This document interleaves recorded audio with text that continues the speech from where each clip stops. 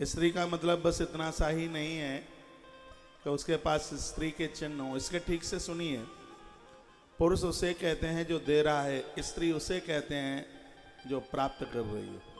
इसलिए तो माता कमाती थोड़ी ही है, पुरुष कमा के लाता है, वो घर चलाते हैं। पूरी सृष्टि को स्त्री यानी प्रकृति इसलिए माना गया है, प्रकृति ले रही है और परमात्मा दे रहा है। देने वाला सिर्फ भगवान है, ईश्वर है। इसलिए पहले प्रश्न का जवाब देवसी नारद जी ने दिया। वो 10,000 बच्चे तो जवाब नहीं दे पाए, तो नारद जी जवाब देते हैं और वो कहते हैं कि ईश्वर ही एक पुरुष है, उसके सामने हम और आप सब स्त्री हैं। पहला प्रश्न ये रहा, उसका जवाब। और दूसरा प्रश्न है कि ऐसी कौन सी गुफा है जिसमें प्रवेश करने का तो रास्ता है, लेकिन बाहर निकलने का रास्ता खोजने से मिल नहीं रहा है। देवसी नारद जी जवाब देते हैं, एक ऐसा गृहस्थ आश्रम है जिसमें घुस तो गए हैं, प्रवेश तो कर गए हैं, लेकिन बाहर निकलने के लिए तड़फड़ा रहे हैं, बाहर निकलने को रास्ता मिल नहीं रहा है। वो गृहस्थ आश्रम है। इसमें से कैसे निकला जाएगा? जब नेत्र बंद करके और उस ईश्वर का ध्यान किया जाए, भोगों से आंखें बंद हो जाएंगी, तो गृहस्थ आश्रम को लांग करके बाहर निकल आओगे, नहीं तो बड़ा मुश्किल होगा। ऐसी ही कथा इसको समझने के लिए रामायण में आती है। जिस समय सुग्रीव से अनुमति लेकर के बंदर और भालू माता जानकी की खोज के लिए निकलते हैं, टीम के कैप्टन कप्तान श्री जामवंत जी महाराज हैं। बंदरों को रास्ते में प्यास लगी, पानी की व्यवस्था देखी है, पहाड़ पर चढ़ करके देखा गया कहीं गीध और कुछ जीव उड़ रहे हैं। पता लगाया कि वहाँ जल है। एक गुफा में बंदर प्रवेश कर गए, जिस गुफा में एक वृक्ष के नीचे नारी बैठी है जिसका नाम है स्वयं प्रभा। रामायण के किष्किंधा कांड की कथा है। जब बंदरों ने जल पी लिया तो उन्हें भी उस गुफा में से बाहर निकलने को रास्ता मिलता नहीं है। तो स्वयं प्रभा ने यह कहा था कि तुम लोग मूदहु नैन बिबर, आप अपनी आंखों को बंद कर लीजिएगा। मूदहु नैन बिबर तज जाओ। जैसे ही तुम अपनी आंखों को बंद कर लोगे तो उसी समय तुम अपने आप को गुफा से बाहर पाओगे। सीधी सी बात है, कथा यही कहना चाहती है, जिस दिन संसार के भोगों से नेत्र बंद हो जाएंगे, उसी समय गृहस्थाश्रम को आप लांग करके बाहर चल करके आ जाओगे। जीव का उद्धार, आत्मकल्याण हो जाएगा।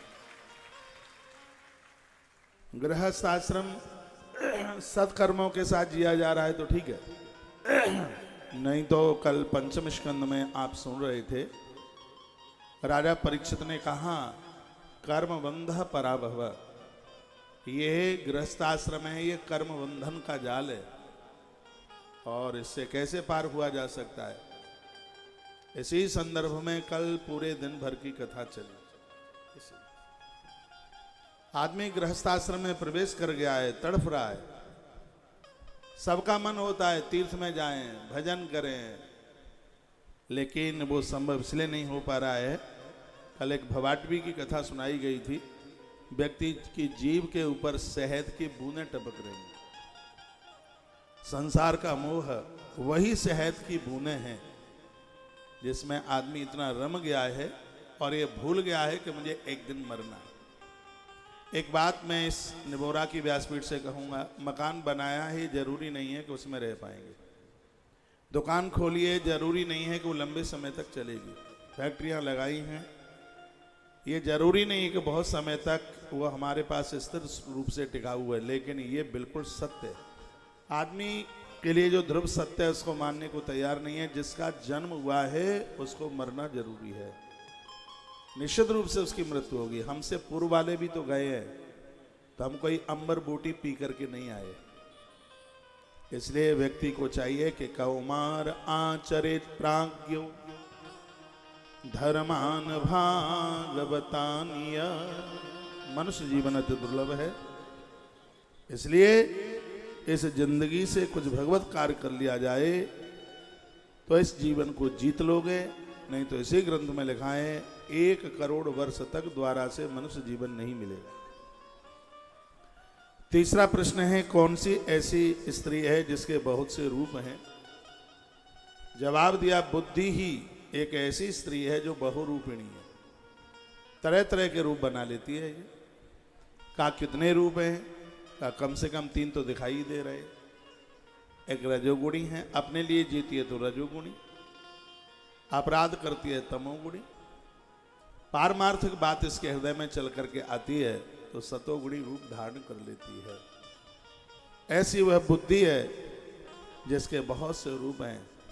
और इस धरती के महान पुरुष वो हैं जिन्होंने अपनी बुद्धि रूपी बेटी का विवाह परमात्मा के साथ कर दिया। इस बुद्धि को संसार में मत फंसाइए, संसार को मत दीजिए। पितामह भीष्म ने कृष्ण को कहा था कि मैं अपनी बेटी का विवाह आपके साथ करना चाहता हूं। पांडवों ने कहा था, पितामह आपके पास कहां से बेटी आई, आप आजन्म ब्रह्मचारी रहे। तब जवाब दिया पितामह भीष्म ने, यह कन्या मेरे पास ही नहीं सबके पास है। जीव की जो बुद्धि है वही उसकी बेटी है, और जिस बुद्धि को पति के रूप में भगवान मिल गया हो तो फिर उसका उद्धार है, उसका आत्म कल्याण है। याद रखना, पुत्र से कल्याण होता है तो दामाद से जामाता से भी कल्याण होता है। और धरती के वह लोग बड़े पुण्यवान होते हैं जिनकी बेटियों को अच्छा घर वर मिल जाता है। तो आप भी अपनी बुद्धि रूपी बेटी के लिए अच्छा सा जामाता यानी अच्छा सा दामाद देखिएगा, और वो ईश्वर से बढ़कर के कोई दूसरा नहीं हो सकता। हर प्रश्न का समाधान भी किया जा रहा है। तो कह दिया, ये एक ऐसी बुद्धि है जिसके बहुत से रूप हैं। इस बुद्धि को जिस दिन भगवान के साथ सौंप दोगे उसी दिन जीवन का कल्याण हो जाएगा। चौथा प्रश्न है, ऐसा कौन सा पुरुष है जो व्यभिचारिणी स्त्री का पति है? कहा, मन ही वो पति है जो कि बुद्धि का, उसको आराध्य बुद्धि का उसको पति माना गया है। पांचवा प्रश्न, ऐसी कौन सी नदी है जो कभी आगे बहती है और कभी पीछे बहती है? नारद जी ने इसका जवाब दिया, कहा, ये माया ही वह नदी है जब विश्व को जन्म देती है तो आगे बहती है, और विश्व का प्रलय करती है तब ये पीछे से बहना शुरू कर देती है। वो माया ही वह नदी है, सृष्टि के सृजन में यानी जन्म में आगे बहती है, और सृष्टि के विनाश में वह पीछे से बहना शुरू कर देती है। उसका नाम है माया। जो नहीं है फिर भी होती सी नजर आ रही है, वही माया है। ये मेरा है, ये तेरा है, बस यही माया है। और व्यक्ति इससे बच जाए, यही उसका बहुत बड़ा भजन है, यही उसकी बहुत बड़ी साधना है। अब एक प्रश्न उठता है, ये मैं और मेरा माया से जुड़ा हुआ है, अहंकार से जुड़ा हुआ है, तो हिंदी साहित्य में ये दोनों शब्द बनाए क्यों?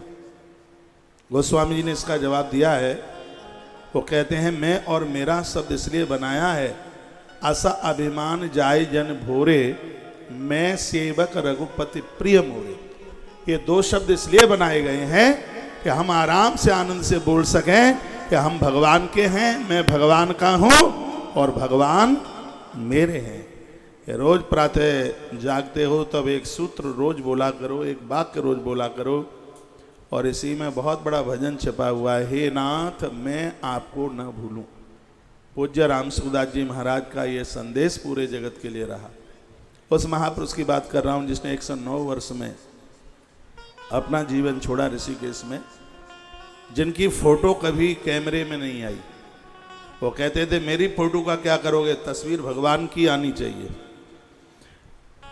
उनके हार्ट का ऑपरेशन हुआ कलकत्ता में, बॉन्स के ऊपर लिखा हुआ था राम राम, चढ़ों में गिर पड़ा डॉक्टर।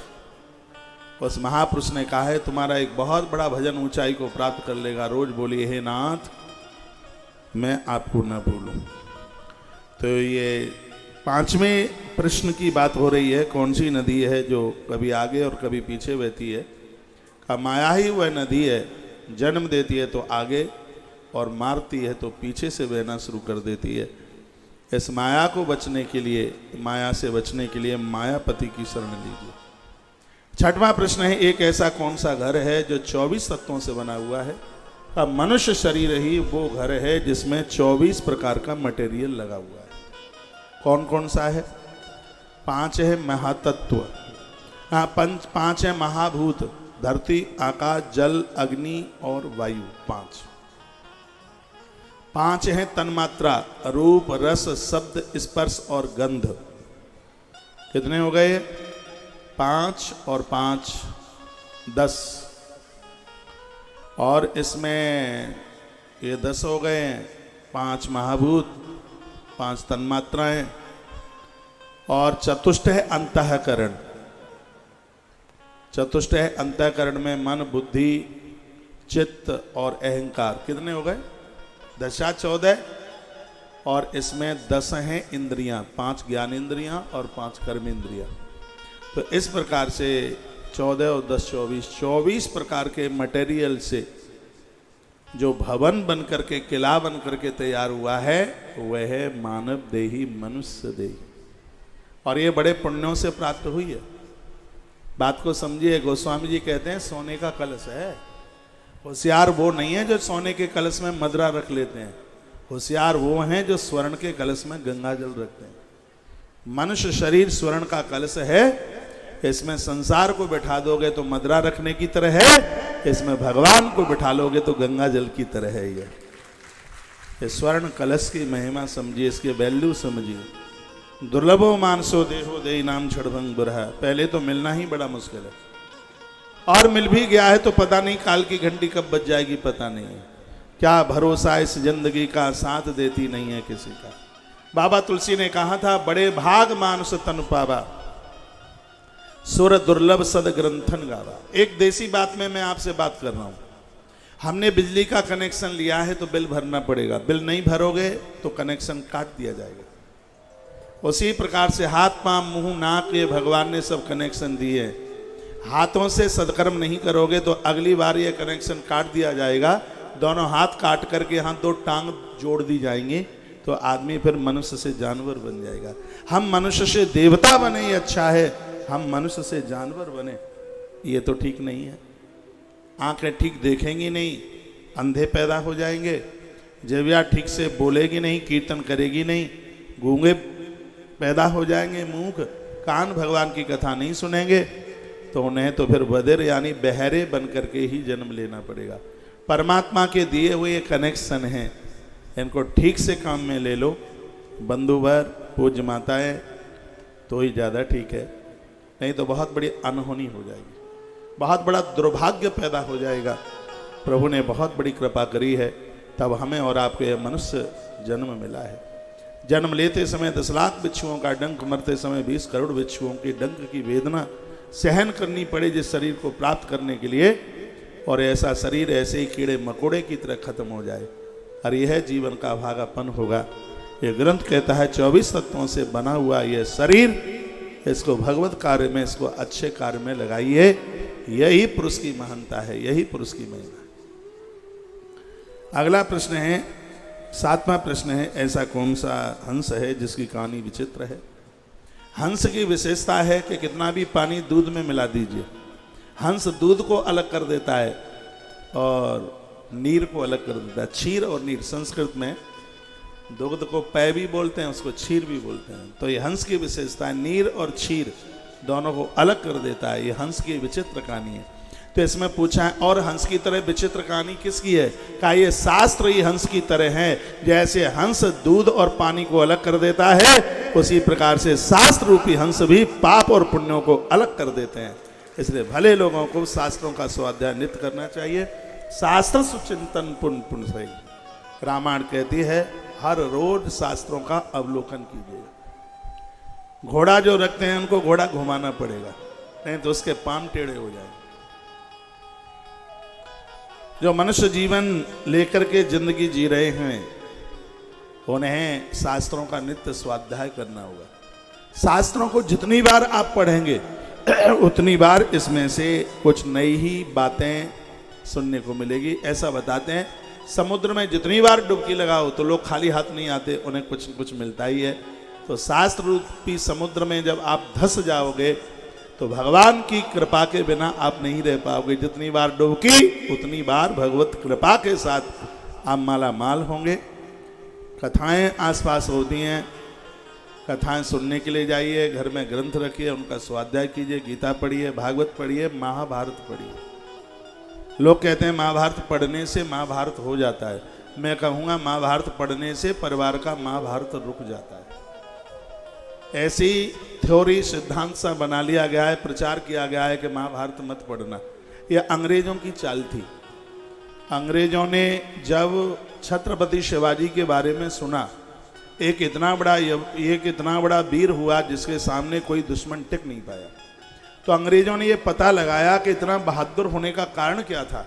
तब पता लगा कि छत्रपति शिवाजी की मां, जिसका नाम था जीजाबाई, जब ये बच्चा गर्भ में था तब उसने पूरा महाभारत पढ़ा। तो अंग्रेजों को लगा कि महाभारत पढ़ने से वीर सपूत पैदा होते हैं, तो कैसे भी हम इसका ऐसा प्रचार करें, अब भारत की कोई नारी महाभारत पढ़कर द्वारा से किसी छत्रपति जैसे वीर शिवाजी को जन्म न दे दे। तो पंडितों का सहारा लिया अंग्रेजों ने, और हमारे देश में धोखा देने वालों की भी कोई कमी नहीं रही। लक्ष्मीबाई को धोखा दिया गया था, इसलिए उसकी मृत्यु हुई।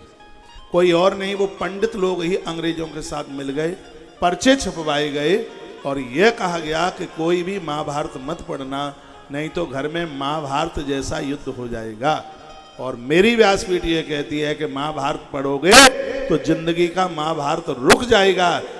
जिसका समाधान कहीं नहीं है उसका समाधान महाभारत में है, और जिसका समाधान महाभारत में नहीं है उसका समाधान कहीं भी नहीं है। इसलिए कहा पंचम वेद मुच्यते। श्री महाभारत को 1 लाख श्लोकों का ये ग्रंथ है, इसको 5वां वेद कहा गया है।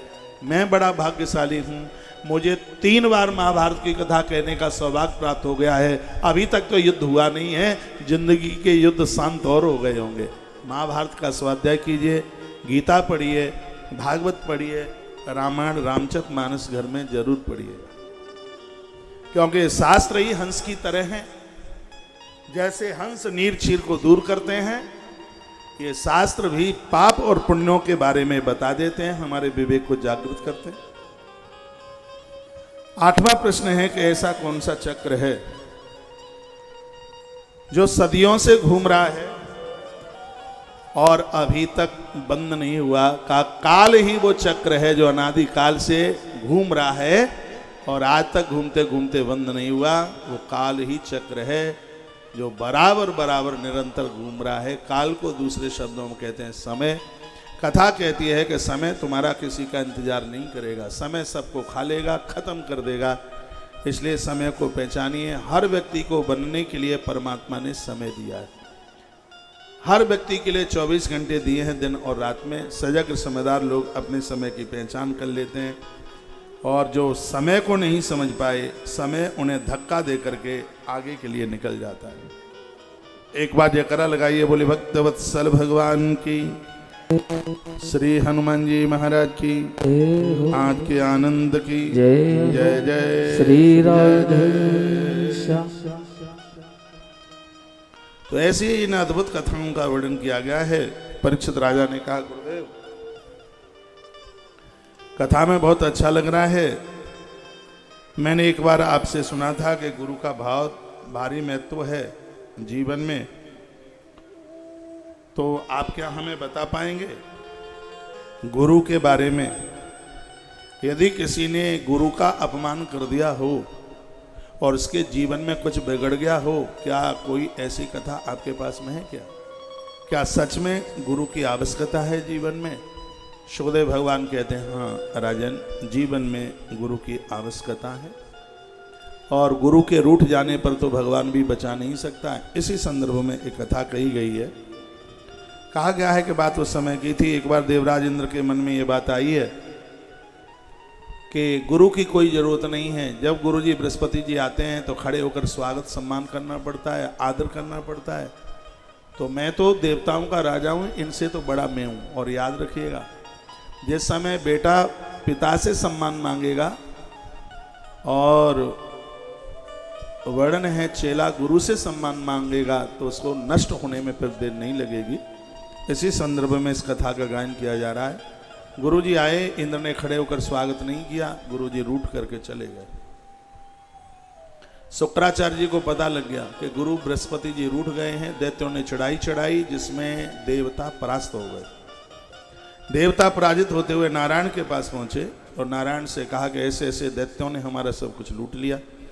भगवान ने कहा तुमने गुरु का अपमान किया है और जब तक गुरु को स्वीकार नहीं करोगे तब तक तुम्हें शांति नहीं मिलेगी। इधर देखिए मेरी तरफ। इंद्र ने कहा कि अब हम बृहस्पति को गुरु रूप में स्वीकार नहीं करेंगे, कोई दूसरा गुरु बता दीजिए। तब बताया जाता है कि दैत्यों के भांजे और त्वष्टा के पुत्र हैं जिनका नाम है विश्वरूप। और विश्वरूप के पास देवता पहुंचे। विश्वरूप के लिए बड़ा सुंदर श्लोक लिखा है, तस्यांसं विश्वरूपस्य शिरांसि त्रीणि भारत सोमपीठम सुरापीठ अन्नादामिति शुश्रूषुम। वर्णन क्या है विश्वरूप? ये संसार ही विश्वरूप है। संसार के 3 मुख है। ये संसार ही विश्वरूप है। संसार के 3 मुंह हैं। कौन कौन से हैं? वर्णन है कि सोमपीठम सुरापीठम अन्नादामिति शुश्रूषुम। एक मुंह ऐसा है जिससे वो शराब पीता है, एक मुख ऐसा है जिससे वो अन्न खाता है, और एक मुख ऐसा है जिससे वो अमृत पीता है। जिस मुख से अमृत पीता है वो मुख सतोगुणी है, जिससे अन्न खाता है वो रजोगुणी है, जिससे मदरा पीता है वो तमोगुणी है। ये संसार 3 गुणों के ऊपर ही चल रहा है, रजोगुणी, तमोगुणी और सतोगुणी। ये धरती पर 3 ही प्रकार के लोग मिलते हैं। जो 3 के को जीत कर ऊपर चला जाता है उसको त्रिगुणातीत कहते हैं। वो भगवान है, वो परमात्मा है, वो 3 गुणों से वो परे है। संसार में रजोगुणी जो स्वयं के लिए जीवन जी रहे हैं ऐसे मिलेंगे। संसार में तमोगुणी जो दूसरों को समाप्त करने के लिए ही जी रहे हैं ऐसे मिलेंगे। और इस संसार में सतोगुणी जो दूसरों का कल्याण करने के लिए ही पैदा हुए हैं ऐसे लोग मिलेंगे। ये संसार ही विश्वरूप है जिसके 3 मुख हैं। कथा का जो अध्यात्म भाव है वो भी संगी संग समझते चलते चलिएगा। देवता विश्वरूप के पास में आए और कहा ऐसी ऐसी बात है, हमारा गुरु हमसे रूठ गया है, आपको हम गुरु रूप में स्वीकार करना चाहते हैं, आप हमें स्वीकार करें। विश्वरूप ने स्वीकार कर लिया और देवताओं को विजयी बनाने के लिए एक मंत्र दे दिया नारायण कवच का। और मैं आग्रहपूर्वक निवेदन करना चाहूँगा, घर से जब भी आप कभी निकलते हैं तो 5 बार इस मंत्र का उच्चारण कीजिए। चाहे आप मोटरसाइकिल पर जा रहे हैं, चाहे आप गाड़ी में जा रहे हैं, हवाई जहाज में जा रहे हैं, कैसे भी आपकी यात्रा हो रही है, नारायण कवच के मंत्र का उच्चारण किए बिना घर से पग मत रखना। काल के गाल में भी व्यक्ति जीवित रहेगा, ऐसा भागवत में लिखा है। और वो मंत्र है ओम विष्णवे नमः, ओम विष्णवे नमः, ओम विष्णवे नमः, ओम विष्णवे नमः, ओम विष्णवे नमः। यह मंत्र मैंने अभी 2 महीने पहले इंस्टाग्राम पर डाला। आप विश्वास कीजिए 110 करोड़ लोगों ने इस वीडियो को सुना। कितनों को कहते हैं? यदि आप इंस्टाग्राम चलाते हैं तो आप देख लीजिएगा, एक वीडियो 110 करोड़ लोगों ने उस वीडियो को सुना। तो ऐसे ही थोड़ी सुन लिया होगा, उसका कोई प्रमाण होगा, उसका अपना कोई वर्चस्व होगा उसका। 110 करोड़ लोगों ने इस वीडियो को सुना कि घर से बाहर निकलते समय, वाहन पर बैठते समय, यात्रा करते समय, चाहे आप स्त्री हो चाहे ए बच्चा बताऊं चलाऊं मोबाइल,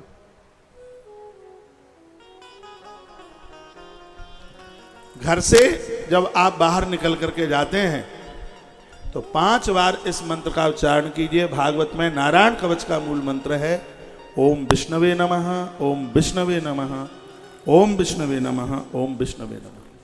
विश्वरूप ने यह मंत्र देवराज इंद्र को दिया। विश्वरूप दैत्यों के भांजे हैं। एक समय की बात थी, एक यज्ञ कराने को जा रहे थे तो उनको लगा कि मामा हैं हमारे दैत्य, वो पराजित न हो जाए, तो धीमे धीमे छिपके से दैत्यों के लिए आहुति डाली। इंद्र को पता लग गया और इंद्र ने उसी समय अपना वज्र उठाया और गुरुदेव के मस्तिष्क के ऊपर चला दिया। विश्वरूप की तो मृत्यु हो गई, लेकिन ब्रह्म हत्या पीछे पीछे संग लग गई। सब जगह देवराज इंद्र गए, लेकिन ब्रह्म हत्या पीछा छोड़ती नहीं है। भगवान नारायण के पास में पहुंचना हुआ, कहा भगवान कैसे भी रक्षा कीजिए, मैं बड़ा परेशान हूं। तब भगवान ने कहा कि इस ब्रह्म हत्या को 4 जगह बांट दीजिए। वो वर्णन किया गया है। ब्रह्म हत्या 4 जगह दे दी गई। भूम्य बुंदमयो शिप्ति चतुर्दा व्यवजध्वरी ब्रह्म हत्या मंजलिना जग्राया यदैश्वरा संवसरांते तद्दंगम भूतानाम सविशुद्धये। सबसे पहले ब्रह्म हत्या भूमि को दी गई। बहुत ध्यान से सुनिए। धरती माता को ब्रह्म हत्या दी गई। और यह किस रूप में है? जहां धरती पर आप देखेंगे, हमारे गांव की भाषा में उसको कहते हैं कि धरती में नौना लगा हुआ है, या वो सफेद जैसा जिसको रेया लगा हुआ होता है, बंजर भूमि रह जाती है और जिसमें फसल उपजाऊ नहीं होती। इसी भागवत में लिखा है, यज्ञ का कर्म ऐसी जगह पर मत करना और भगवान का मंदिर भी ऐसी जगह पर मत बनवाना जहाँ की जमीन उपजाऊ नहीं है, जो बंजर भूमि है, क्योंकि यह स्थान वो है जहाँ धरती को ब्रह्म हत्या दी गई है। तो एक स्थान ब्रह्म हत्या को दिया गया है। और दूसरी बात कही अम्बुज जल, जल में जो काई, हरे रंग की जो काई दिखाई देती है, साधक व्यक्ति को कभी उसे स्पर्श नहीं करना चाहिए। यह भी ब्रह्म हत्या का ही प्रतीक है। और फिर तीसरे नंबर पर यह ब्रह्म हत्या वृक्षों को दी गई। द्रुम, द्रुम कहते हैं वृक्षों को। वृक्षों को पेड़ काटने के बाद में जो गोंद जैसा टपकता रहता है, यह ब्रह्म हत्या का ही प्रतीक है। एक ऐसा बबूल का ही पेड़ है जो इस ब्रह्म हत्या से वंचित रहा, और सगरे जितने पेड़ हैं उन सबको ब्रह्म हत्या के घेरे में आना पड़ा। इसलिए गोंद में सिर्फ बबूल का ही गोंद खाने के लायक है।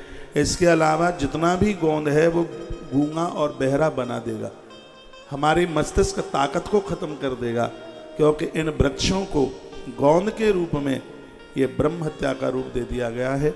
और चौथे स्थान पर जो ब्रह्म हत्या दी गई है वो पूज्य मातृ शक्ति के लिए, जो महीने में 5-4 दिन ऐसे होते हैं नारी पूजा पाठ की अधिकारी नहीं होती और उसका वो ऋतुकाल समय होता है, ये ब्रह्म हत्या का ही प्रतीक है। 4 जगह जब ब्रह्म हत्या दी गई तो इन चारों ने पूछा देवराज इंद्र को कि इसके बदले में आप हमें देंगे क्या? तो इंद्रम एवं तस्कापट्यम ज्ञाता खड़गिन शिशाणी चेत तत्र सोमपीतम कपिंजला पक्षी सुरापीतात कलबिंग अन्नादात तित्तरी। तीतुर नाम के जो पंछी है, तीतुर और कबूतर, ये विश्व रूप का जब मस्तिष्क काटा गया, तीतर उसी से ही पैदा हुआ है, ऐसा श्रीमद् भागवत में लिखा हुआ है। पेड़ों ने पूछा कि हमें तुमने ब्रह्म हत्या तो दे दी, लेकिन इसके बदले में आप हमें कल्याण के लिए क्या देंगे? इंद्र ने कहा पेड़ काटने के बाद द्वारा से निकल के आ जाएगा, यह हमारा वरदान है तुम्हारे लिए। तुम खत्म नहीं होगे, डालियां काट दी जाएंगी, तुम द्वारा से निकल करके आ जाओगे, यह हमारा वरदान है। पानी को दी गई ब्रह्म हत्या तो जल ने पूछा कि हमें तुम्हारा क्या वरदान मिलेगा? कहा तुम्हारे स्रोत में से जितना पानी खींचा जाएगा जल उतना ही बढ़ेगा, पानी खींचने पर जल में कभी भी कमी नहीं आएगी।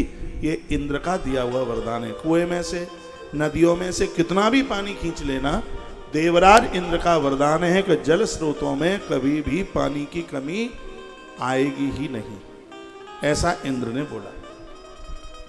अब तीसरे नंबर पर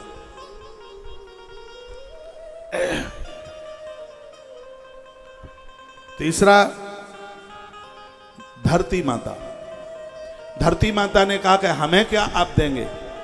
देवराज इंद्र ने कहा जहां भी गड्ढे कुएं खोदे जाएंगे उनको भरने की जरूरत नहीं पड़ेगी, समय आने पर वो गड्ढे कुएं अपने आप भर जाएंगे। यह हमारा दिया हुआ वरदान है तुम्हारे लिए। कहीं भी कुआं खोद दिया गया है या गड्ढे खोदे गए हैं तो वो स्थान अपने आप भर जाता है, इंद्र ने वरदान दिया। और माताओं ने पूछा कि हमें रजो रूपेण तासोह मासी सांसी प्रदर्शते। तो देवराज इंद्र कहते हैं तुम्हारे लिए मेरा यह वरदान है कि एक बच्चे को जन्म देने के बाद जब तुम द्वारा से बच्चे को जन्म दोगी तो पहले बच्चे को जन्म देते समय जो कष्ट हुआ है, दूसरे बच्चे को जन्म देते समय पहले बालक को जन्म देने में जो कष्ट हुआ है, नारी उसको भूल जाएगी।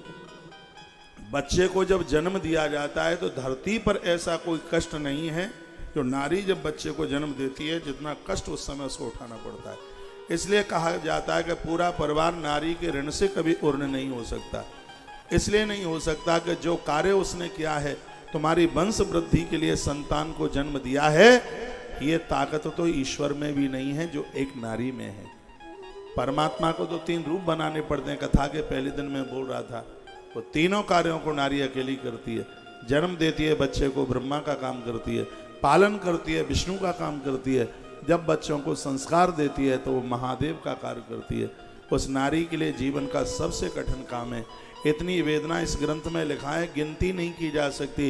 इतने बिच्छुओं के डंक मारने का कष्ट होता है नारी को जब वो बच्चे को जब वो जन्म देती है। वह तो इंद्र कहते हैं जब द्वितीय संतान को जन्म देगी नारी, तो पहले बच्चे को जन्म देते समय जो दुख हुआ है, कष्ट हुआ है, वो सबको भूल जाएगी। ये 4 जगह ये 4 वरदान दिए गए हैं। उसके तत्पश्चात त्वष्टा को पता चल गया कि मेरा बच्चा मारा गया। बहुत सुनने लायक कथा है। जितनी देर तक मन लगता है उतनी देर तक आप बैठिए, और ये मुझे विश्वास है कि कथा में से आप उठ के नहीं जा पाओगे, क्योंकि कथा मुझे आनंद देती है। और ये मेरी ही व्यासपीठ का शब्द है कि जब तक कथा में वक्ता को आनंद नहीं मिलेगा, तब तक कथा में श्रोता को आनंद मिल ही नहीं सकता। गोस्वामी जी ने लिखा था, स्वांत सुखाय तुलसी रघुनाथ गाथा। मैं इस ग्रंथ को इसलिए लिख रहा हूँ क्योंकि रामायण मुझे आनंद दे रही है। और जब कथा में वक्ता डूबता है तो श्रोता को बहुत आनंद आता है कथा में। तो मुझे तो भैया बहुत आनंद हो रहा है। वो तो 5 बजे आप सबको 5:15 बजे जाना पड़ता है, तो मैं घर का भी काम देखना पड़ता है। यदि मुझे तुम्हारे जाने की चिंता न हो तो सत्य यही है, ये कथा 7 बजे से पहले न छूटे। भगवान की व्यासपीठ पर बैठा हूँ, गलत नहीं है। सुखताल में कथा करके आया हूँ। 9 घंटे पर डे कथा चली है। आज के समय में कौन सुनता है 9 घंटा, कौन कहता है 9 घंटा, लेकिन 9 घंटा पर डे कथा मायना रखती है। वो इसलिए क्योंकि इस कथा में मुझे खुद आनंद आता है। आप बिल्कुल एकाग्र भाव से बैठिए और प्रसंग को मैं आगे के लिए लेकर के चल रहा हूँ। त्वष्टा ने यज्ञ किया। काय के लिए यज्ञ किया? इंद्र को मारने के लिए। एक ऐसा पुत्र मंत्र में गड़बड़ी हो गई तो एक ऐसे बच्चे ने जन्म ले लिया जो इंद्र के हाथों से मरने वाला है। उसका नाम था वृत्रासुर। वृत्रासुर ने देवताओं को खदेड़ना शुरू किया। पुनः देवता भगवान के पास आए। परमात्मा ने कहा इसको जीतना बड़ा मुश्किल है, इसको जीतने के लिए महात्मा दधीची के पास जाइए और उनकी हड्डियां लेकर के आइए, उसे वज्र बनेगा, तब इसको जीत पाओगे। महात्मा दधीची के पास गए। ऐसे ऐसे महापुरुष धरती पर हुए, आप रुपया पैसा न दे दोगे लेकिन हड्डियां निकाल के नहीं दे दोगे। महात्मा दधीची ने अपनी अस्थियां निकाल करके दे दी और उन्होंने हड्डियों में से एक वज्र बनाया गया और 2 धनुष बनाए गए। एक धनुष वह था जो त्रिपुरारी के पास में था, भगवान महादेव के पास में था यह धनुष। और जब त्रिपुर का दहन भगवान महादेव ने किया तो जनक वंश के राजा को, शिव महापुराण में कथा आती है, वह धनुष भगवान महादेव ने दे दिया था। कहा अपनी मिथिला में रखना, और जिसके हाथ से प्रत्यंचा इस धनुष पर चढ़ जाए समझ लेना कि तुम्हारी देहली पर स्वयं भगवान चल करके आया है। त्रिपुर का दहन करके महादेव ने यह धनुष जनक के राजा को दे दिया था, पूर्व का राजा था, और भगवान प्रभु श्री राम जी ने इसी धनुष का भंजन किया। और यह दूसरा धनुष भगवान परशुराम जी के पास में था। भगवान परशुराम के पास ब्रह्म वैवर्त पुराण में कथा आती है कि जब कंस दिग्विजय यात्रा के लिए चला तो भगवान परशुराम उसको तपस्या करते हुए मिले। उसके चरणों में इसने वंदन और प्रणाम किया और उसने लंबी आयु का वरदान कंस ने भगवान परशुराम से मांगा। भगवान परशुराम ने कहा कि लंबी आयु का वरदान तो मैं तुम्हें नहीं दे सकता, हाँ ये मैं धनुष तुम्हें दिए देता हूँ।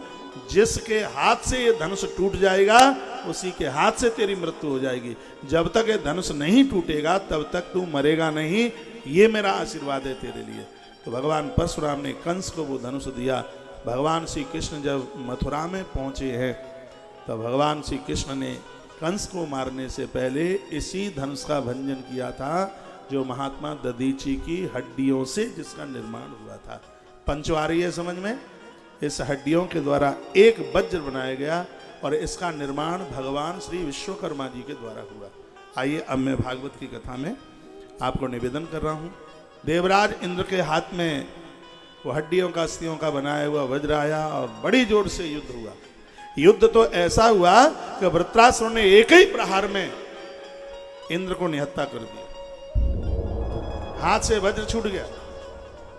तब वृत्रासुर ने कहा, हे देवराज इंद्र, मैं अधर्म का युद्ध नहीं करता, क्योंकि निशस्त्र के ऊपर हथियार नहीं उठाना चाहिए, इसलिए तुम अपना हथियार उठाओ और मेरे साथ संग्राम करो। जब वृत्रासुर ने ऐसी सत्य की और वीरवाणी कही, उसी समय भगवान नारायण प्रकट हो गए मध्य में। इंद्र और वृत्रासुर के बीच में भगवान नारायण प्रकट हुए। तालियां जोर से बजाओ, नहीं मत बजाओ।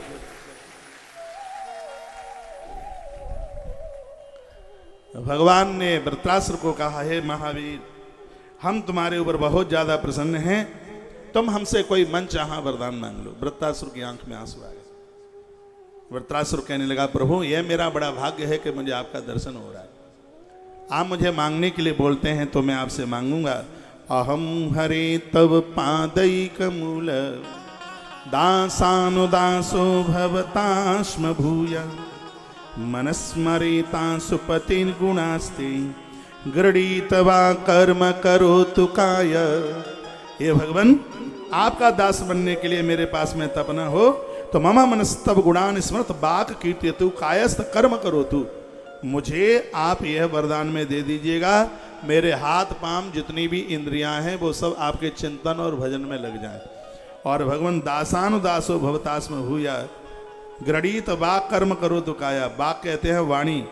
मैं वाणी से भी और हाथ पांव से भी आपके ही सेवा कार्य में लगूं और मुझे आप अपने दास का दास बना दीजिए। क्या अद्भुत बात कही है। दासानुदासो भवतास्म भूय, आप हमें अपने दास का। इस कैमरे पे कौन है यहाँ? कौन है इस पे? हाँ?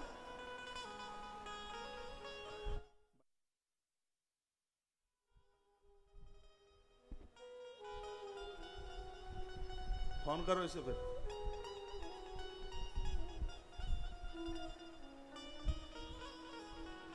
बोलिए बांके बिहारी लाल की जय, श्री हनुमान जी महाराज की जय।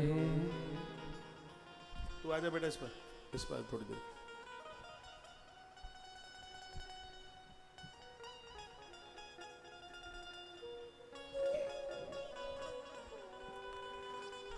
वर्णन किया गया कि भगवान हमें आप अपने दास का दास बना दीजिए। भवतास्म भूया, दासानुदासो भवतास्म भूया। भगवान ने कहा ये तो सब हो जाएगा, लेकिन संपदा कितनी चाहिए, पैसा कितना चाहिए, क्योंकि लोग तो बिना धन के तो भजन करते ही नहीं है। सुख संपत्ति घर आवे, कष्ट मिटे तन का, ओम जय जगदीश हरे।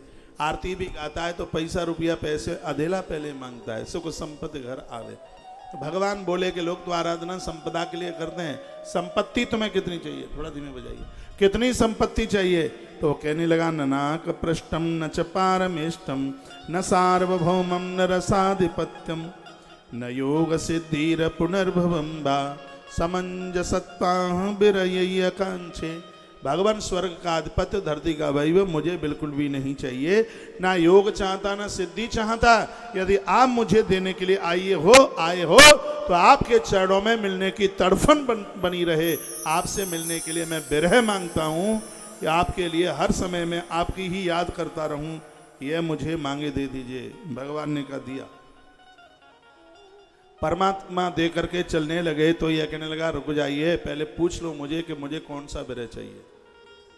भगवान बोले, विरह में भी कोई अंतर होता है क्या? हाँ होता है ना, मैं बताता हूं।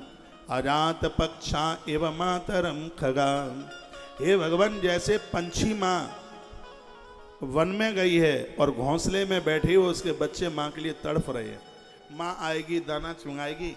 जैसे एक पंछी के छोटे छोटे बच्चे अपनी माँ के लिए तड़फते हैं, वैसे मैं भी ऐसे ही उन पंछी बच्चों की तरह मैं आपके लिए तड़फता रहूं। मुझे ये तड़फन का वरदान दे दीजिए। भगवान ने कहा ऐसा ही होगा। और यह कह करके प्रभु जाने लगे तो वृत्रासुर ने कहा, नहीं भगवान, गलती हो गई है। बच्चे दाना चुंग लेते हैं तो माँ को भूल जाते हैं कौन से घोंसले में बैठी है। आप दर्शन दे देंगे फिर तो मैं आपको भूल ही जाऊंगा, तो इसलिए यह वाला विरह नहीं। तो फिर पूछा, फिर कौन सा? फिर कह दिया गया, तन्यम्यता वत्स तरा क्षुधारता। जैसे गैया चरने के लिए वन में गई है, खूंटे पर बंधा हुआ उसका बच्चा अपनी माँ के लिए रमा रहा है। ये कथा किसी और के लिए नहीं है, मेरे और आपके लिए। इतना भजन करते हैं, माला घुमाते हैं, मंदिर में जाते हैं, फिर भी भगवान की कृपा का एहसास क्यों नहीं हो रहा है? इसलिए नहीं हो रहा कि अंदर से सच्ची साधना के साथ उसके साथ हम जुड़े नहीं। एक बात मुझे आप बताइए, आप हनुमान चालीसा पढ़ते हैं, रामायण पढ़ते हैं, सब कुछ पढ़ते हैं, आप कहीं बाहर जा रहे हो और होटल पर आप रुक गए और होटल वाले को आपने पूछा कि हमें खाना चाहिए, वो आपको मीनू दे देता है।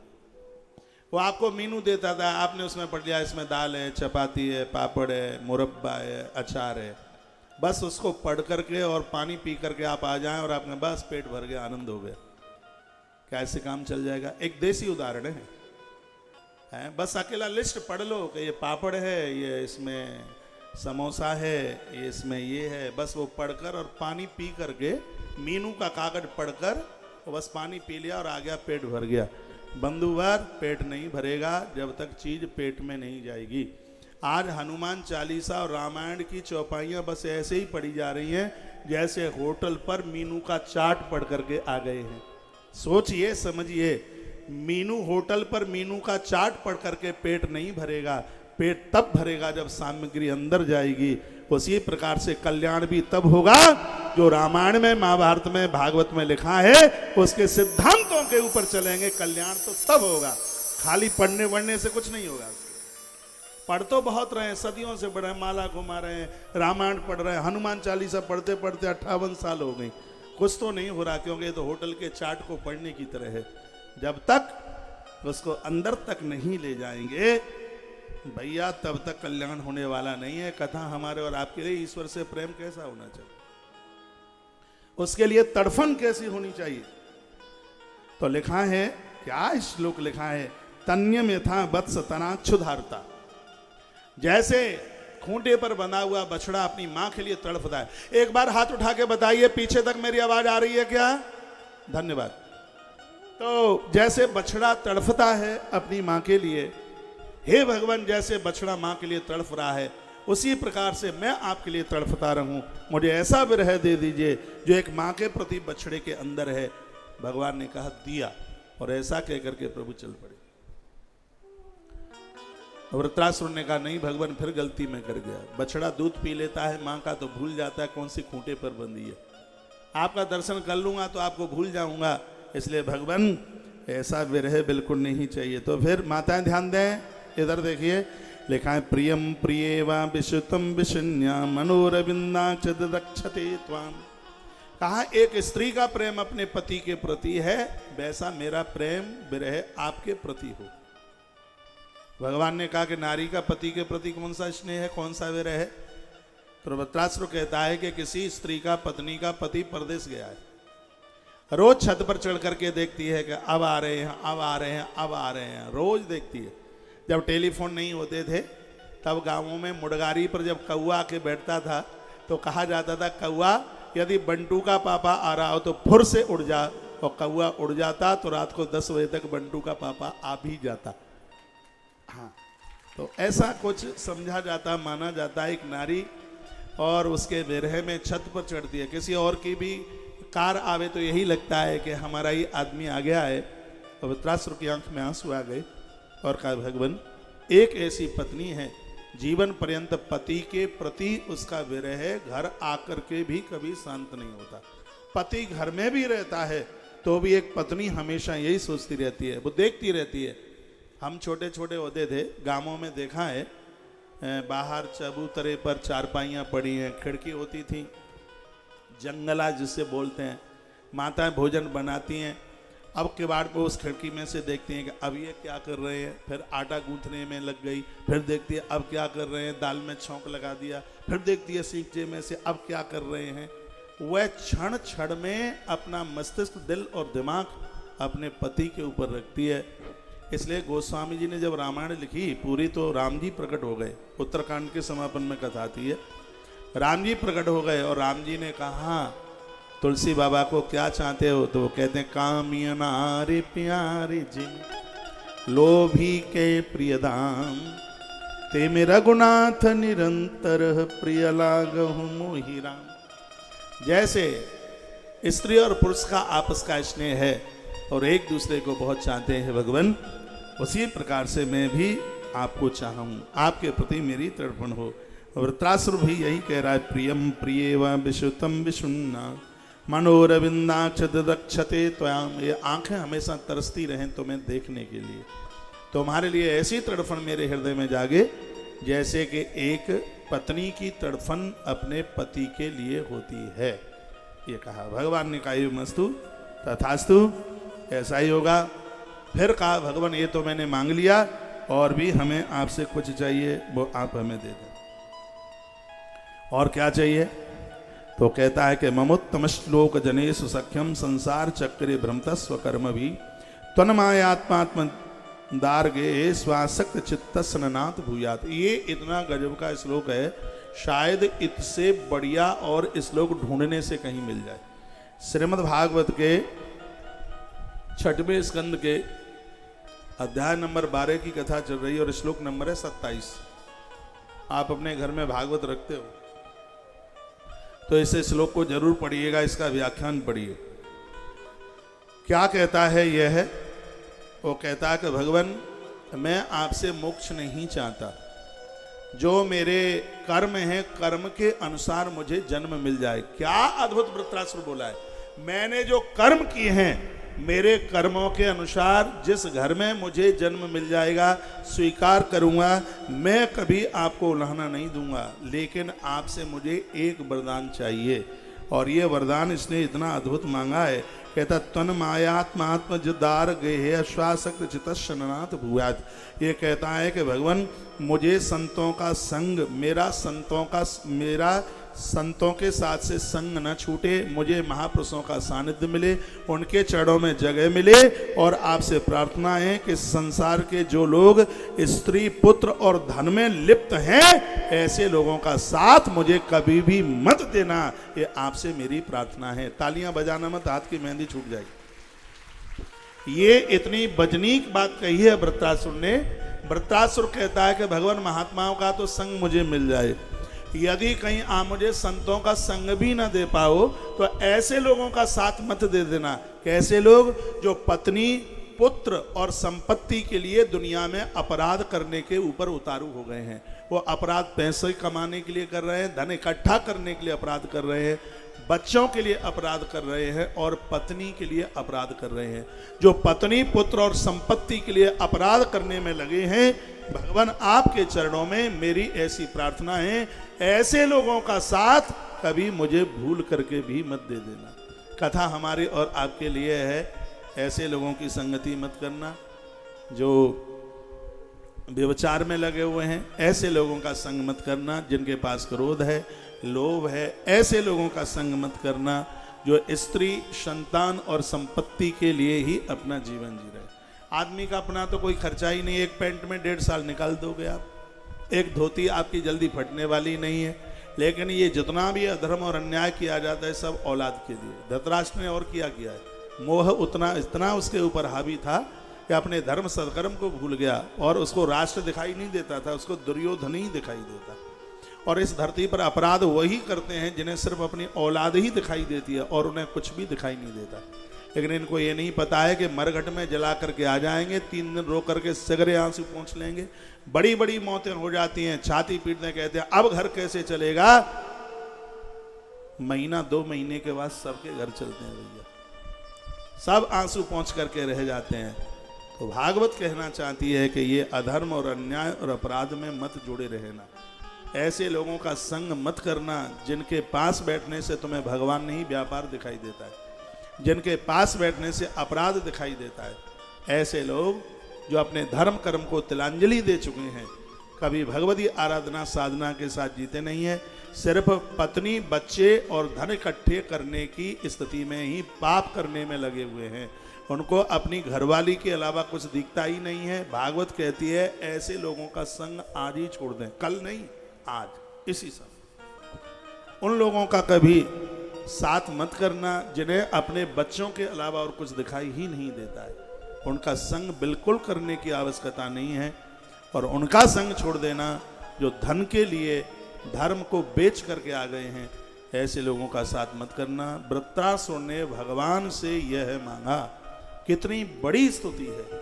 कथाएं आप बहुत ज़्यादा सुनते ही हैं, कथाएं चलती ही रहती हैं, लेकिन मेरी ये पवित्र व्यासपीठ उन बातों को आपके बीच में प्रकट कर रही है जो वर्तमान समय में जिनकी आवश्यकता है, जिनकी जरूरत है।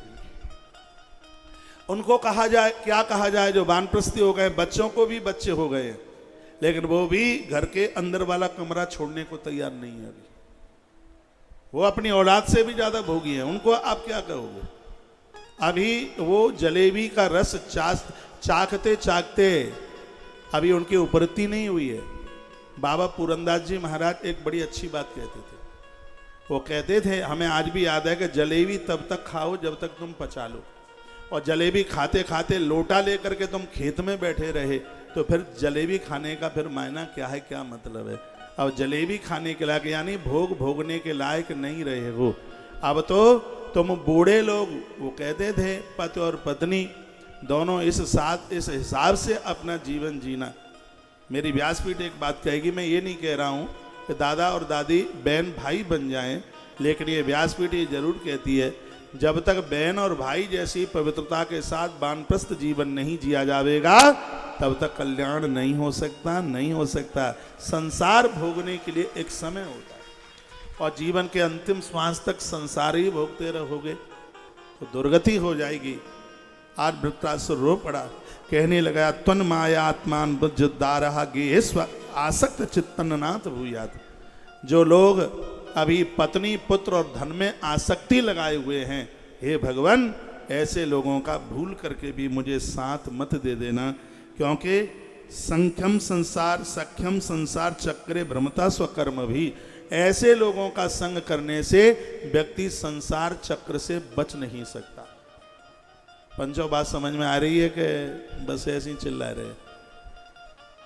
तो अपने आप का परिवर्तन कीजिए, अपने आप को बदलिएगा। और भागवत का जो एक एक शब्द है ये बड़े सिद्धांतों के साथ में भरा हुआ है। आज वृत्रासुर के ऊपर भगवान ने बड़ी कृपा करी है। देवराज इंद्र के साथ में युद्ध हुआ और इंद्र को वो वज्र के सहित अंदर पेट में निगल गया। मैंने अभी थोड़ी देर पहले आपको बोला था कि इंद्र को नारायण कवच का मंत्र दिया है। अंदर पेट में, वृत्रासुर के पेट में उसने उसी नारायण कवच के मंत्र का उच्चारण किया, वज्र के द्वारा वृत्रासुर का पेट फाड़ दिया। बाहर निकल के आया आकाश से देवता, फूलों की वृष्टि और जय जयकारे की ध्वनि कर रहे थे। जब वृत्रासुर की मृत्यु हुई तो ब्रह्म हत्या फिर पीछे लग ली। अब के देवराज इंद्र हैं, वो कमल की डंठल में जाके बैठ गए। इंद्रासन खाली हो गया था, कोई राजा नहीं था, तो सब लोगों ने मिलकर के नहुस राजा को गद्दी का मालिक बना दिया। एक दिन नहुस राजा ने पूछा कि गद्दी पर बैठे हुए हम लग कैसे रहे? तो लोगों ने कहा बहुत मलूक लग रहे हो, अच्छे लग रहे हो, बस एक कमी है, जब इंद्र इस गद्दी पर बैठते थे तो बगल में इंद्रियाणी बैठती थी। यदि तुम्हारे पास वो इंद्र की पत्नी होती तो और कितने मलूक लगते।